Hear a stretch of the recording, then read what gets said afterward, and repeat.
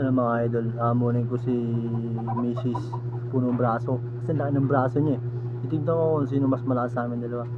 Kasi siya lagi nasusunod eh. Uy! Ito narinig agad ako ah. Di pa tinatawag ah. Ito ba? Ang laki talaga ng braso na ito. Laki oh. Malaman to ah. Ah, ganyan. Para sa akin, ang liit ng braso ko. Okay. Titignan natin yun sino mas malakas sa atin dalawa. Kasi gusto mo ikaw laging nasusunod sa mga bagay-bagay na ano. 1, 2, 3.